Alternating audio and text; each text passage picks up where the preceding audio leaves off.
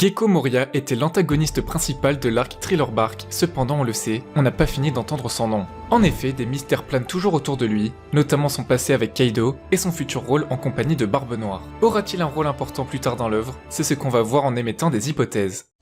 Salut tout le monde, c'est Mush, le pirate qui vaut 396 millions de berries. Aujourd'hui, nouvelle vidéo à propos de Moria, de son mystérieux passé et de son futur rôle avec Marshall D. Teach. On est bientôt aux 400 millions de berries, soit 40 000 abonnés, et sachez que lorsqu'on aura atteint ce palier, je vous ferai gagner cette figurine de Luffy Stampede et cette figurine de Mihawk. Sans plus attendre, on peut commencer.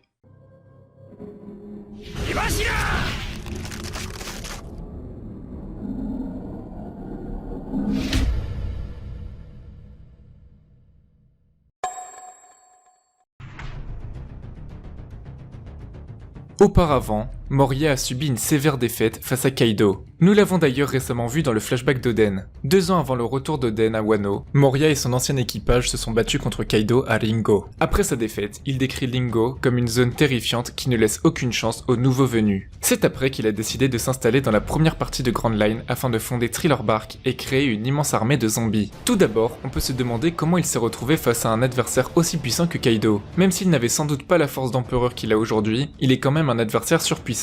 Il n'est pas étonnant qu'il se soit retrouvé face à lui car dans le passé, Moria était plein de volonté et voulait devenir roi des pirates. On le remarque aussi à son visage plein d'enthousiasme lors de l'exécution de Goldie Roger. Malgré sa défaite, il ne faut pas oublier qu'il a été dit que Moria était égal à Kaido en combat. Mais comment savait-il qu'il se valait en combat? Je pense qu'il s'était déjà battu auparavant et que parmi les 7 défaites de Kaido, Moria est à l'origine d'une d'entre elles. C'est de cette manière qu'il pouvait savoir que les deux étaient à peu près aussi forts en combat. Cependant, la dernière défaite qu'il aurait subie par Kaido étant tellement humiliante qu'il décide de retourner dans la première partie de Grand Line pour créer sa gigantesque armée de zombies et pouvoir le vaincre. Une autre raison pour laquelle il se serait battu contre Kaido, c'est afin de prendre son ombre grâce au Kage Kage no Mi et d'avoir des combattants surpuissants pour pouvoir devenir le roi des pirates. Je m'explique. En voulant devenir roi des pirates, Moria a eu envie de créer l'équipage le plus fort du monde en prenant les ombres de combattants puissants. Parmi ces combattants, il pourrait y avoir les Rocks Pirates. En effet, au chapitre 957, on nous parle de Barbe Blanche, Big Mom, Kaido, mais également de Hache d'Argent, Capitaine John et Wang Zi. Nous savons qu'il a réussi à obtenir le corps et l'ombre de Capitaine John, mais il se pourrait qu'il ait aussi réussi à obtenir les corps de Hache d'Argent et Wang Zi. Regardez sur cette image. Nous voyons le Capitaine John, mais à côté nous voyons un personnage avec une grande hache. Ça concorde parfaitement avec le nom Hache d'Argent. Et encore sur la gauche, nous voyons un samouraï en armure qui pourrait très bien être Wang Zi, qui est un nom à consonance asiatique. Ainsi, Moria voulait s'emparer du corps et de l'ombre de Kaido afin qu'il ait un combattant surpuissant en plus à ses côtés. Malheureusement, il n'a pas réussi et c'est ce qui a valu sa défaite. Nous avons revu Moria au chapitre 925 sur la même île que Barbe Noire et on peut se demander ce qu'il fait là. Cependant, il est cohérent de penser qu'il pourrait s'allier à Barbe Noire qui est un empereur tout comme Kaido et qui lui permettrait donc d'enfin se venger après tant d'années.